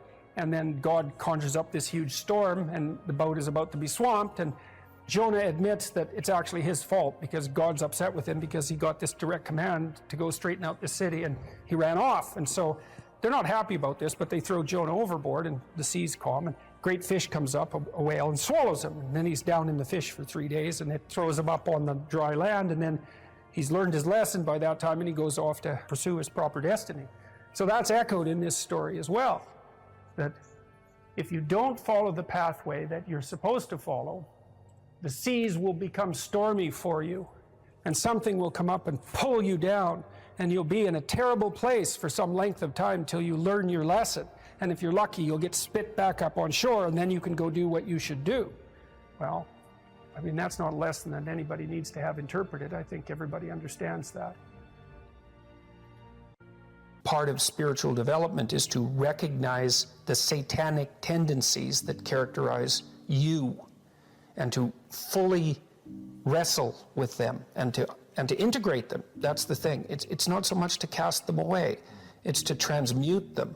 You know, and you can see the difference between people who've done that and people who haven't, at least to some degree, because people who haven't integrated the shadow at all are naive. And you can tell that when you look at them, and you can tell that when you talk to them. And because they're naive, they're often resentful as well because they get taken advantage of. And someone who's integrated that more, they're dangerous in the martial arts sort of way, which is they're dangerous, but they don't have to use it because their presence radiates implicit potential for havoc, and that's really necessary. It's one of the things that gives people self-respect.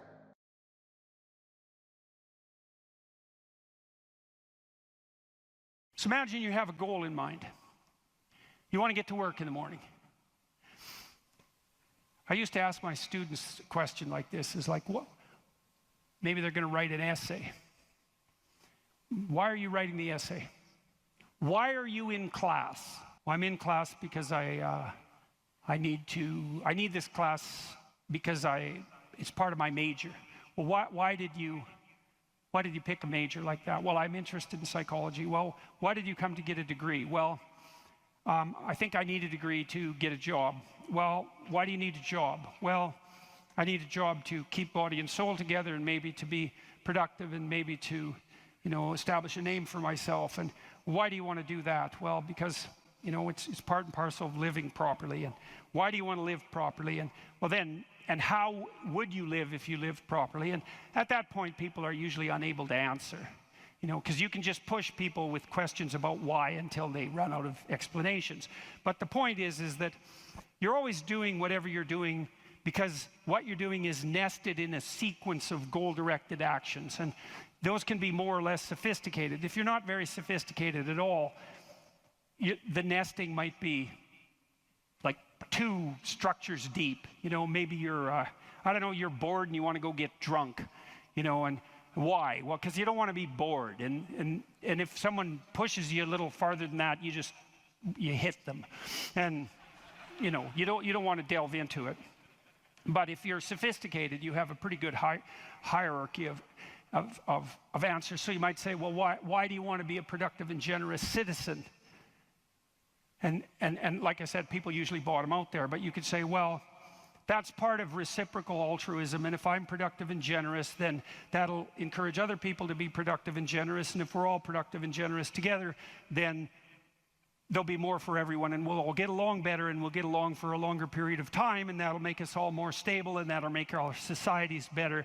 And then you might say, well, why is that relevant? You might say, well, because the alternative to that is something like a descent into something approximating hell, and so that's part of a reflection of the divine order and the eternal battle between good and evil. And then you could push it farther than that, and you could say, well, are you going to be on the side of the redemptive hero, or are you going to be on the side of the eternal adversary? Like, you can keep digging down farther and farther, and the farther down you dig, the more you get down into what you might describe as the implicit religious substrate. And And it's very much useful to know that and to make as much of that conscious as possible. So now imagine that you've come to this talk tonight because you've decided to aim up. And maybe you haven't formulated that precisely explicitly, but something is driving you in this direction. And then you come to the talk and you find out that I'm talking about something that isn't what you expected, and it doesn't seem to be moving you along on your pathway forward to that end. And what's going to happen is you're going to be disappointed. And you might be anxious too. You're going to be disappointed because disappointment signals that you're experiencing something that's not relevant to the goal that you are attempting to pursue, and that might in fact be interfering with it. That's what negative emotion does. And maybe if you're disappointed in what I say, that also makes you anxious because you assumed that you would come here and I would say something relevant, because you assumed that you knew who I was, and then it turned out that I didn't, and then you don't know who I am, and then you don't know what you're doing here, and then you get anxious. And the reason you get anxious is because that's what anxiety is for. It tells you when the pathway to your goal has been disrupted, so multiple pathways have now emerged. So imagine you're driving your car to work and it quits. And what happens is you get anxious. And the reason you get anxious is because, well, you were beetling along quite nicely in your world and everything was reduced to like a unidimensional simplicity. You weren't in a car as an object, you were in a thing that took you to where you wanted to go, and it was just doing what it was supposed to be doing, tracking you along the pathway to your goal. And then it fails and you're off on the side of the road and you get anxious because how the hell are you going to get to work? And what if you don't get to work? And is your boss not going to be very happy with you? And maybe this is the third mistake you've made this week. And what if you get fired? And weren't you an idiot for buying this car? Maybe you shouldn't have a car at all. Maybe you should have walked to work. And, you know, maybe you should take a bicycle because after all, that would save the planet. And, you know, and maybe now you have to take your car to a mechanic. But the last time you went to the mechanic, you got ripped off because you're too stupid about vehicles to manage one, and you're kind of stupid about technology in general. And aren't you stupid? And maybe you're too stupid, and isn't your wife going to? That's anxiety, right? And that's the emergence of a multiplicity of pathways, right? And so what anxiety signifies is the degeneration of an attentional hierarchy into multiplicity. And the reason you get anxious and it feels bad is because now your body can't compute how much energy you have to put out in order to get to your goal. And so you can't organize the world. You're apt to use more resources than you'll replenish. And if you continue to do that, then you'll die. And so anxiety is a signal that complexity has reemerged, chaos. That's the eternal dragon of chaos. Chaos has reemerged because your narrative has collapsed. And so that's negative emotion. That's what negative emotion signifies, is that it's the collapse of an organizing narrative. And so that's very interesting to know. So you feel positive. If I walk on the stage and I know I'm supposed to go to the front of the stage, say, and the reason I want to do that is because I know I have to talk to you, and that's and I want to talk to you because I think it's valuable to talk to you, etc. That's nested in a hierarchy of value. And if I see a clear pathway to the front of the stage, then that actually produces positive emotion. And that positive emotion impels me forward, because positive emotion does impel you forward. That's what it's for. That's how positive emotion is linked to action. So if you're enthusiastic because you can see a pathway forward to a valued goal, and that enthusiasm manifests itself. This is true even neurochemically. It manifests itself as positive motivation to move forward. And not only that, if you're moving forward and it's working, your brain tracks the fact that it's working, and then that's linked to dopamine release, by the way, which is what cocaine releases. It's linked to dopamine release. And the other thing your brain is doing, even when you're just walking to where you want to go, if you're successfully walking there, your brain tracks what you're doing. There's circuits that are activated while you're doing it. And if what you're doing results in the result you desired, then the dopamine floods those little neurons that are active, and it makes them grow and flourish. And so as you practice something that's working, the circuit that is activated as you're practicing is bathed in dopamine, and that that makes it stronger. And that feels good. It's growth. It's part of positive emotion. And so the positive emotion moves you forward, but also encourages you to develop a habit of that practice. And so one of the things I would bloody well say is, don't make a habit of pursuing things that aren't good for you, because you build that into you. That's what happens if you become addicted to something, you know. You build a little monster inside you that's grown. It's there. It's after one goal, despite everything else. Not a good outcome. So now positive emotion also signals the fact that it's also an energy conservation observation. So as I move forward towards my goal, with each step I take, it's going to take less energy to get to the goal. And so that means that the positive emotion signifies, what would you say? It signifies the increasing efficiency of your action as you move towards a goal. So negative emotion signifies the fact that things have got too complex for you to manage, and positive emotion signifies that you're approaching your goal and becoming, and that there's less demand on energy output with every step forward. And so that's emotion. And that's pretty much worth knowing. And then what happens when you're watching a movie is you infer the goal of the protagonist, or the villain for that matter.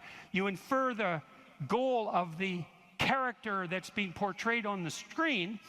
You adopt that goal as your own.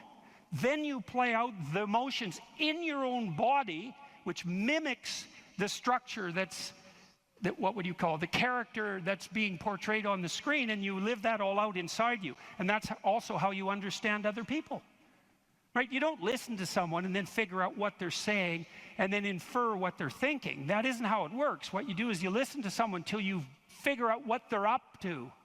As soon as you figure out what they're up to, you can adopt that frame of reference. As soon as you adopt that frame of reference, you have the same emotions. And that's what makes you united. And so that's so interesting. And so then you think, look, there's 5,000 people in here. If there were 5,000 chimpanzees, you guys would be tearing each other into shreds, because no one would be able to know what anyone else was up to. But because all of you are here paying attention to the same thing in the same way, you have virtually identical emotional states, and that means instantly your behavior is rendered predictable to one another. And there's no difference between that and peace. They're the same thing. And so what that means is that one of the predicates of a civil, productive, and peaceful society is that everyone inhabits the same narrative. And you might say, well, we don't need the same narrative. It's like, yes, we do, because if we inhabit a different narrative, then we're running emotionally in different directions, and we will not understand each other, and we will run into conflict, and that conflict can become deadly at the drop of a hat. And so it's a precondition for a civil society that everyone is united in the same narrative. And then that begs the question, right? What is the narrative insofar as we're unified? And another question, which is, what should the narrative be? Right? Now, the postmodernists figured out that we looked at the world through a story, but they said their mantra is they became skeptical of meta-narratives, which are uniting narratives. And that's all well and good to be skeptical about meta-narratives, but you run into the problem of internal disunion. Because if you don't have a uniting narrative, then you're divided against yourself, and you run into the problem of social disunity, because if we're not looking at the same thing for the same reason, then we can't get along. And those are big problems. Now, the way the postmodernists glided over that immense cataclysmic problem was to offer the proposition that the narrative that unites us is just one of power and oppression, right? And that the fundamental motivation that guides, first of all, even your internal organization, your own internal tyranny, you know, you're oppressing your id or your natural self. And then if you establish a relationship with someone like a marriage, well, that's just a manifestation of patriarchal oppression. And if you organize a business relationship, it's a relationship of mutual exploitation, and so far and so on, all the way up the political hierarchy, all the way back into the past. A more dismal view of human existence couldn't possibly be formulated. And I always think about it as a kind of implicit confession. It's like, so you think the world's all run by power, do you? Okay. I know what game you're playing and attempting to justify. And it's completely bloody preposterous because, first of all, if you tyrannize yourself, you're going to be one miserable creature. Plus, you're going to rebel constantly, as you already know. I'm sure all of you have tried at one time or another in your life to force yourself to do something with a whip, so to speak. And what you instantly find is that you're so condemned to be free that you'll even resist your own tyranny, right? Try telling yourself to do something and see if you do it. I'm going to go to the gym. That's New Year's. I'm going to the gym 3 times a week, 2 hours a day. It's like, no, you're not. You're going to last like 3 days. And then you're going to find an excuse. The rebellious part of you is going to find an excuse, then you're not going to do it. And it's a bloody mystery, isn't it? Because you'd think you could tell yourself what to do. Because otherwise, who are you, you know? You're the part that told yourself what to do, but you don't listen, so what the hell's that part? That's you, that's for sure. So you can't even tyrannize yourself with any efficiency. And then if you're married, men, you're married, try tyrannizing your wife and see how well that works. And like, it might work for 10 minutes, but she's not as big as you, but she's a lot sneakier. And you have to wake up with her tomorrow morning. And so even if you do win the fight, which you won't, she's going to bloody well take it out on you the next day, and no wonder. And so you're bound in that relationship by the necessity of continual iterative interactions, right? And they have to be moderately peaceful, or you're going to tear each other into shreds. And if it's constant conflict, you're both going to just exhaust yourself and die. So how the hell is that going to work? So it has to be at least mutually reinforcing. And maybe if you really got it together well, you could interact with each other in a way that improved your interactions across time.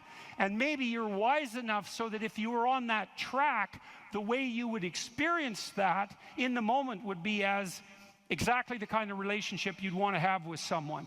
And that would be something like the spirit of play and romantic love. And that would be the manifestation of an instinct that orients you across time properly in a relationship in the moment. And that's such a wonderful thing to know, right? That instinct for play and romantic love might be the voice of the wisest instinct you have, the deepest orientation to meaning that you have. You know, because there's nothing more delightful in a marriage or in a family, if you have children, than to be able to engage in something like voluntary play. And you know, if you could have the world set up the way you would want it to, if you had any sense, wouldn't it be something if mostly what you did was something akin to play?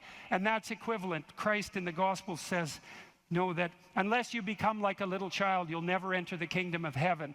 And what does that mean? It means to rediscover that intense immersion in life and that capacity for play that characterized us all as children that we can't maintain because we have to mature, but that we could rediscover as adults if we were sufficiently wise and careful.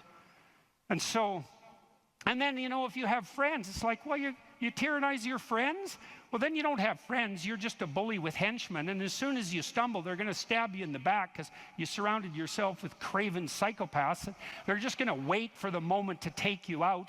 That's not a friendship, obviously. And if you're running a business, and those of you who've run businesses who have a clue know this is true, it's like, what happens if you rip off your customers? Well, you can get away with it once or twice, but word gets around in no time flat, and then you're just done and bitter and resentful because your idiot machinations didn't work. But if you engage in fair trade and you're reliable and you deliver what you promised and you're half decently good to your employees and the people that you work for, then they're going to be pleased with you, and they're going to come back and they're going to talk to their friends about how well you did, and you're going to flourish. And none of that's arbitrary.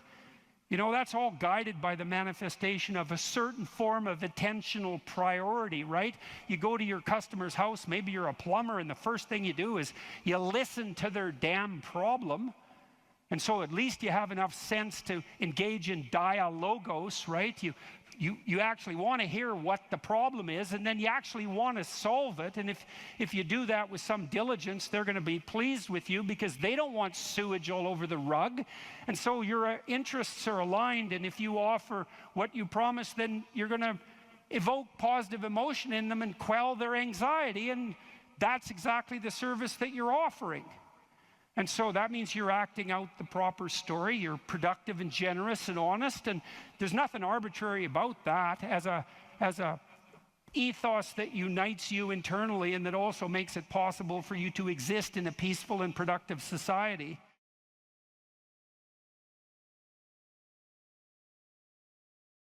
If you're looking at a complex phenomenon like male aggression, let's say, well, what causes male aggression? Well, the first thing you do is generate like 20 possible reasons. You don't limit yourself to the one you like. You know, like maybe I'm not that happy about TV. And so I think, well, TV violence probably makes men more violent. It doesn't, by the way. There's very little evidence that it does. There's quite a lot of evidence that it doesn't. Video games, because I think they're a waste of time. So they probably increase male aggression. It's like, well, no, they don't, as it turns out. Alcohol, that definitely increases aggression. Male aggression and female aggression for that matter. So alcohol is a major contributor. Is it sociological? Is it cultural? Do you learn it? Is it biological? You generate all sorts of potential reasons. And you might also say, well, many of those reasons apply, not just one. And then you test them. And then the next thing you do, maybe you say, well, I want to decrease male aggression. Well, you don't assume that you know how to do that, and that if you do what you think you know, that it will work. That's all ideological thinking. The real world is way too complicated to be pushed around by that kind of thinking. And poverty, well, what causes poverty? Well, what do you mean by poverty? Well, you could think for 2 weeks about what poverty is, and you still wouldn't come to the end of it. Do you mean lower education? Do you mean lower intelligence? Do you mean lower conscientiousness? Do you mean drug and alcohol abuse? Do you mean lack of money? Do you mean absolute poverty? Do you mean relative poverty? Do you calculate that neighborhood by neighborhood or state by state? Do you mean poverty of hope? Do you mean lack of plan for the future? Et cetera, et cetera. And all of those questions, so you decompose, so you think, well, poverty is caused by lack of money. It's like, really, that's your theory, is it? Well, you know, it's not good enough, that theory. It's not even, most things that are truly problematic are so complex that no ideological solution can possibly suffice. It's just not a good way to go about the problem. And then there's the other problem too, which is that, well, one of the terrible temptations of an ideology is that once you parse out the world and have your reasons why problems exist. So let's say poverty exists because of capitalism, which is a completely idiotic theory. I mean, poverty exists because people are born with nothing, and it's hard to acquire goods. So the default state is poverty. So it's not caused by any sociological system. So it's foolish to begin with. But let's assume that you think that poverty, or at least relative poverty, is caused by capitalism. Well, then you have a convenient enemy. You know, it's everyone who's a successful capitalist is now responsible for poverty, and then they're bad and you're good. And that's unearned moral virtue. And that's unbelievably attractive to acquire unearned moral virtue. Maybe you're someone who's inherited your wealth, and then you think everyone who's poor is just lazy. And if they get up off their ass and get a job, that would solve the problem. It's like, well, that's convenient for you. But it's a very shallow analysis of the problem. And so it's not helpful to think that way unless what you want to do is not think. I've written about this, pursue what's meaningful and not what's expedient. And I would also say that it's useful to say what is true rather than to craft your words so that you get what you want. And part of the reason for that, there's many reasons, but part of the reason for that is that it's unbelievably adventurous. You have no idea what will happen if you just say what you think. And my experience has been that the consequences are absolutely overwhelming. Always, constantly. And, you know, when I go into a talk like this, I don't have an outcome in mind. I don't want to make a fool of myself. I don't want to say something stupid. I want to engage in an interesting conversation, but I don't have an agenda other than that. But it's just to say what I feel in the moment as clearly as I possibly can. It's so adventurous to do that. And it's far better than pursuing a more narrow goal that might be wrong. I've never seen anything as rewarding as the consequences of forthright speech, the opportunity to be of genuine service to other people. There's way more reward in that than in any of the things that people chase in a more finite and limited way. I would say, though, that with regards to the conflict between, let's say, miserable wisdom and happy ignorance, is that there's different forms of rewards to be found in different places. You can think about this even in terms of personality. One major personality dimension is extroversion. And the reason for that is that we have a pleasure circuit, and how active that is varies between people. That's what causes variation in extroversion. And we generally equate happiness with the activation of the circuitry that's associated with extroversion. And drugs like cocaine and amphetamines activate that circuit. But there's another personality dimension, which is openness. And openness is the creativity dimension. And there's pleasure to be derived from that as well. And so that's philosophical exploration and literary experience. And I suppose when you go to a movie, you experience a blend of those two things, especially if it's a rather complex movie. So there's different forms of engagement or pleasure to be found, and some of them are more akin to happiness, and some of them are more akin to meaning. And sometimes they come into conflict, but I think all things considered, they work best when they're working together.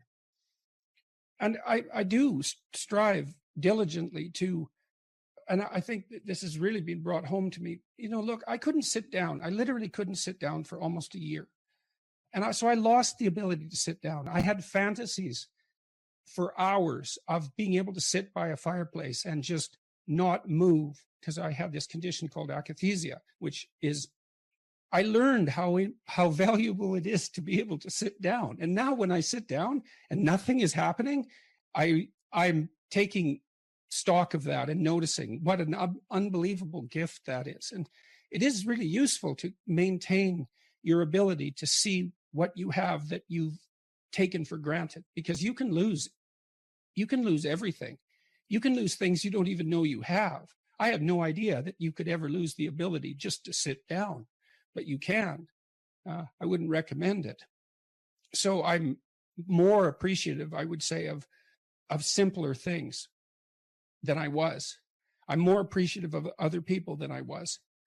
I'm probably more grateful, all things considered, than I was. And hopefully that will continue developing. I have no contempt for happiness. I tell people, don't pursue happiness, pursue meaning. And I think that's true. But if happiness comes along, it should be welcomed. And if you're ever somewhere where that's happening, you should notice it and be grateful for it and enjoy it. And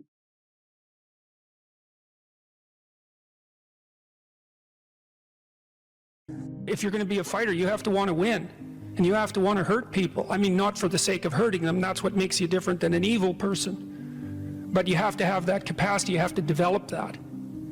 And, that's the step on the way to enlightenment, weirdly enough, because that isn't what people think. People have been fed this diet of pablum, rights and impulsive freedom for so long. There's just an absolute starvation for the other side of the story.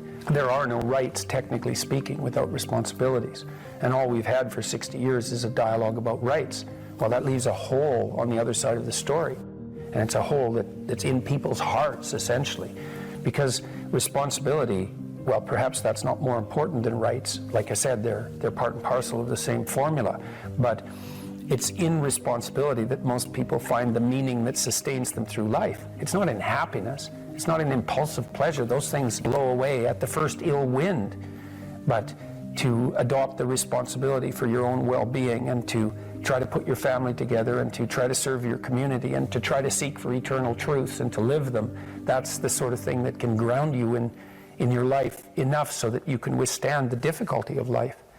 And when you tell people that, especially when you include yourself in the audience, let's say, and you're not finger waving from above, then everyone knows that it's true. There's been this attempt to identify masculine competence and power, let's say, but mostly competence with tyranny, and that's very, very hard on on young men. It's also hard on young women, for that matter. But it's very helpful for people to hear that they should make themselves competent and dangerous and take their proper place in the world, because it's the alternative to being weak. And weak is not good. The people who shoot up the high schools, they're weak. They're weak. And life is a very difficult process, and you're not prepared for it unless you have the capacity to be dangerous. That doesn't mean that you should be cruel. It doesn't mean any of that. There's a statement in the New Testament, the meek shall inherit the earth. But the meek isn't well translated. It means something more like, those who have swords and know how to use them but keep them sheathed will inherit the world. That's a way better way of thinking about it. You have to be powerful and formidable and then peaceful, in that order, right? And that's not the same as being naive and weak and harmless, which is what young men are being encouraged to be. It's like, that's a very bad idea. It's a very bad idea, because naive, weak, and harmless means that you can't withstand the tragedies of life. You can't bear any responsibility. You'll end up bitter. And when you get bitter, then you get dangerous. You don't treat adult men as if they're infants.